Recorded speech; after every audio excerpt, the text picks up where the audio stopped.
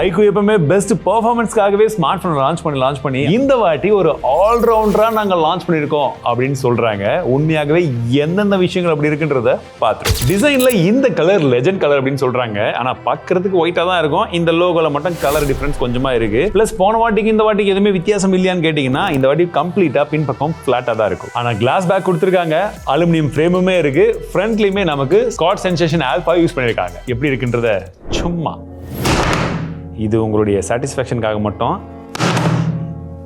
இதனால ரொம்ப பயங்கரமா அப்படின்லாம் நினச்சிக்காது. மேட் ஃபினிஷிங் தான். கையில் கிரிப் எடுக்கும் போது உங்களுக்கு ஓகே, சைட்லாம் கொஞ்சம் கர்வியாக இருக்குது, எஜஸ் எல்லாம் நல்லா கார்னர்லாம் வந்து ரவுண்டர் ஷேப் வந்து பண்ணியிருக்காங்க. ப்ளஸ் வெயிட் டிஸ்ட்ரிபியூஷனை பொறுத்த வரைக்கும் கொஞ்சம் மேல் பகுதியில் தான் அதிகமாக போகும். ஸோ எடுத்து பிடிச்சி நீங்கள் கையில் அதிகமாக யூஸ் பண்ணும்போது தான் உங்களுக்கு பழகும். அண்ட் டிசைனில் நம்ம போன வாட்டி பார்த்த ஒரு விஷயத்தை இந்த வாட்டி இந்த மாதிரி கொடுத்துருக்காங்க. அதாவது இன்னும் கொஞ்சம் உள்ள வச்சு பார்க்கறதுக்கு சட்டிலாக மைல்டாக இருக்கு. உங்களுக்கு இது பிடிச்சிருக்கான்னு சொல்லுங்க. மற்றபடி IP68 கொடுத்துருக்காங்க, 69க்கான ப்ரொடெக்ஷனும் வந்து கொடுத்துருக்காங்க. அல்ட்ராசானிக் ஃபிங்கர் பிரிண்ட் சென்சர் தான் இருக்கு. அது தேவையான இடத்துல நல்லா மேலேயே கொடுத்துருக்கிறது வரவேற்கத்தக்க விஷயம். ஃபாஸ்டாவே இருக்கு. பட் பிக்கஸ்ட் அப்கிரேட் அப்படின்றது டிஸ்பிளேவை தான் சொல்லிட்டு இருக்காங்க. ஏன்னா இந்த வாட்டி இவங்க யூஸ் பண்ண இந்த டிஸ்பிளே அப்படின்றது சாம்சங் உடைய 2K M14 லீடோட டிஸ்பிளே யூஸ் பண்றதா சொல்றாங்க. அதாவது ரீசெண்டா வந்த iPhone 17 Pro Maxல யூஸ் பண்ணக்கூடிய அதே கிரேட் ஆஃப் டிஸ்பிளே தான் இதுலயுமே யூஸ் பண்ணிட்டு இருக்காங்க. அடுத்ததா வரக்கூடிய சாம்சங்லயுமே 26 அல்ட்ரால இந்த டிஸ்பிளே தான் வரப்போகுது அப்படின்னு சொல்றாங்க. சொல்ற மாதிரி இருக்குதான்னு பார்க்கணும் இல்லையா? 6.85 இன்ச்கான 144 ஹெர்ட்ஸ்கான ரெஃப்ரெஷோட 80 LTPO டிஸ்பிளே வந்து கொடுத்திருக்காங்க. HDR10+ கான சப்போர்ட்டோட பிளஸ்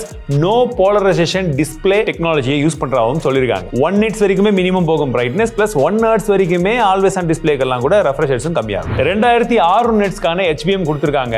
ஆக்சுவலி பிரைட்னஸை பொறுத்த வரைக்கும் ரொம்பவே நல்லா இருக்குங்க. ட்ரிபிள் ஆம்பியன்ட் லைட் சென்சருமே இருக்கிறதுனால நீங்க இன்டோர் அவுட்டோர் டைரக்ட் சன்லைட் எல்லாம் யூஸ் பண்ணும்போது வந்து பாத்தீங்கன்னா நல்லா பிரைட் ஆயிடுது. யூஸ் பண்ணும்போது ரொம்பவே நல்லா இருக்கு, கன்வீனியன்ட்டா இருக்கு. அதுல பிரச்சனை இல்லை. ஆன்டி ரிஃப்ளெக்டிவ் ஃபில்மும் வந்து யூஸ் பண்ணிட்டு இருக்காங்க. சோ உங்களுக்கு ரிஃப்ளெக்ஷன்ஸ் வந்து பாத்தீங்கன்னா ஐபோனோட ஒரு ஸ்டெப் கீழ அப்படின்னு சொல்லலாம். அண்ட் இது ஃபில்ம் அப்படின்றதுனால நீங்க எங்கேயாச்சும் எடுக்கும்போது கொஞ்சம் அனாஜக்கரையோ லைட்டா ஏதாச்சும் வந்து பட்டுருச்சுன்னா இந்த மாதிரி ஒரு கோடும் இருக்கும். அது டிஸ்பிளேலே கொடுத்துருந்தாங்கன்னா இன்னுமே நல்லா இருக்கும். அண்ட் முதல் முறையாக iQOO டால்பி விஷனுக்கான சர்டிபிகேஷன் கொடுத்துருக்காங்க.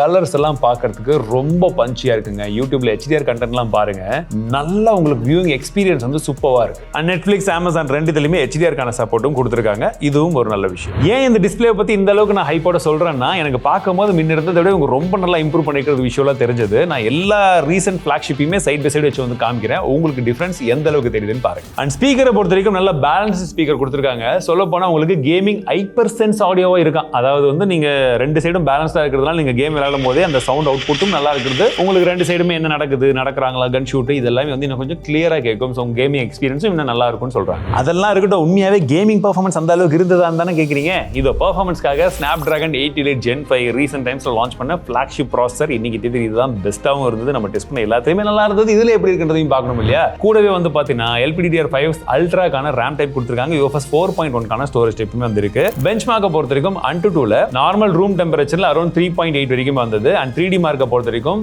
பெஸ்ட் லூப் ஸ்கோர் வந்து இதுல வந்திருக்குங்க. ஆனா என்னன்னு பாத்தீங்கன்னா உங்களுக்கு 48% தான் வந்தது. பட் ஓவராலா வந்து பாத்தீங்கன்னா ஹீட்டிங்குமே இந்த பெஞ்ச்மார்க்லாம் நல்லா புஷ் பண்ணும்போது 47-48 வரைக்கும் போச்சு. அண்ட் அந்த டெம்பரேச்சர் டக்குன்னு கொஞ்சம் குறையவும் ஆரம்பிச்சது. காரணம் 8K வேப்பர் கூலிங் சேம்பர் வந்து இவங்க யூஸ் பண்ணிருக்கிறது தான். iQOO யூஸ் பண்ணதுல இதுதான் பெருசா. பெர்ஃபார்மன்ஸ் போது இன்னொரு விஷயம் வருமே, எஸ், சூப்பர் கம்ப்யூட்டிங் சிப்பான Q3 சிப் இதுலயுமே இருக்கு. So ray tracing, super game resolution மற்றும் லாஸ்லெஸ் ஃப்ரேம் இன்டர்போலேஷன் இந்த மாதிரி விஷயங்களுக்கு எல்லாமே இந்த சிப் ஹெல்ப்ஃபுல்லா இருக்கும். இப்போ பிராக்டிகலா எந்த அளவுக்கு கேமிங் எக்ஸ்பீரியன்ஸ் இருந்துச்சுன்னு பாத்தீங்கன்னா, நேட்டிவா BGMல 120 FPS-கான கேமிங் சப்போர்ட் வருது. அதுல நாங்க கண்டினியூஸா வந்து வேலை பார்க்கும்போது 115 and above-கான ஆவரேஜ் FPS வந்தது வித்வுட் எனி ஹீட்டிங். பட் இருந்தாலும் நீங்க கேப்பீங்கன்னு தெரியும், இன்னும் கொஞ்சம் ஹெவி கேம் ஜென்ஷன் இம்பாக்டே வந்து நாங்க டெஸ்ட் பண்ணி பார்த்தோம். Highest graphics setting 60 FPS ready பார்க்கும்போது ஆவரேஜா வந்து பாத்தீங்கன்னா 59.8 வருது FPS, which is fascinating because recent நம்ம டெஸ்ட் பண்ணி இந்த ப்ராசஸர் எந்த போன்ல இருந்தாலுமே எல்லாத்துலயுமே ஜென்ஷன் இம்பாக்ட் சூப்பரா வந்து விளையாடிச்சு. அண்ட் விளையாடும்போது 1-2 ஃப்ரேம் டிராப்ஸ் நோட்டீஸ் ஆச்சு. அதை நம்ம கிராஃப்லயுமே பார்க்க முடியும். பட் கேம் பிளேல இந்த அளவுக்கு பெர்ஃபார்ம் பண்ணதுன்றதை விட அந்த எக்ஸ்பீரியன்ஸ் எப்படி இருந்ததுன்றது iQOO ரொம்ப கான்சென்ட்ரேட் பண்ணுவாங்க. இந்த வாட்டி அந்த 4D வைப்ரேஷன் மோட்டார் வந்து பாத்தீங்கன்னா,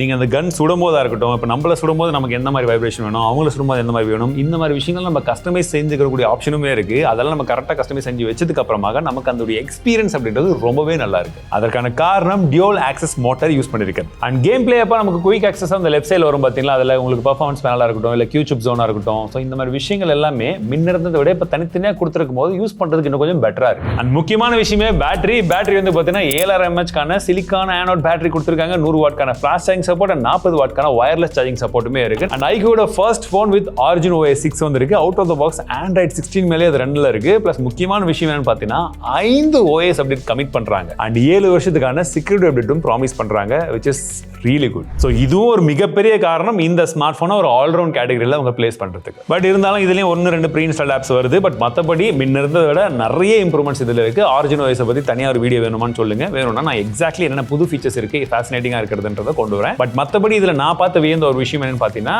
அதாவது இதில் புதுசா அப்படின்னு அவங்க சொல்ற விஷயம் என்னன்னு பார்த்தீங்கன்னா, இந்த ஆஃபீஸ் கிட்னு சொல்லக்கூடிய விஷயம் இருக்கு. நீங்க உங்க ஸ்மார்ட் போனை யூஸ் பண்ணி உங்க கம்ப்யூட்டரை வந்து ஈஸியாக வந்து கனெக்ட் பண்ணிக்க முடியும். இதன் மூலியமாக அதையும் அந்த பிசி மூலியமாக இதையும் இல்லை மேக் மூலியமாக உங்க போனையுமே வந்து கண்ட்ரோல் பண்ணிக்க முடியும்.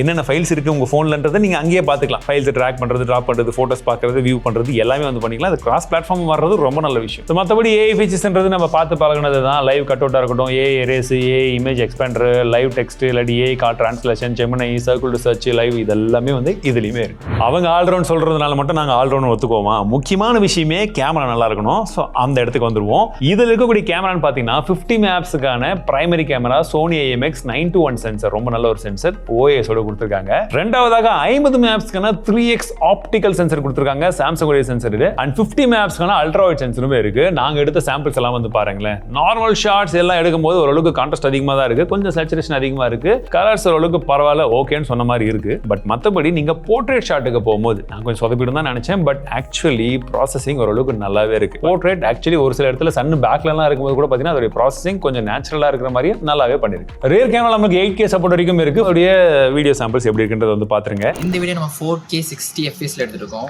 பட் இதுல 8K 30 fps வரைக்கும் சப்போர்ட் இருக்கு. இப்போ ஆடியோ கிளாரிட்டி, வீடியோ கிளாரிட்டிலாம் எப்படின்னு சொல்லுங்க. அப்படியே வாக் பண்ணுறேன்.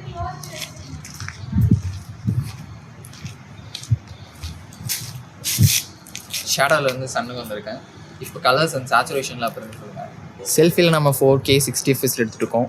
இதில் audio clarity, video clarity, colours and சேச்சுரேஷனில் அப்படின்னு சொல்லுங்கள். அப்படியே சன்லைட் படிக்குது. இப்போ கலர்ஸ் அண்ட் சேச்சுரேஷனில் அப்போ இருக்குது.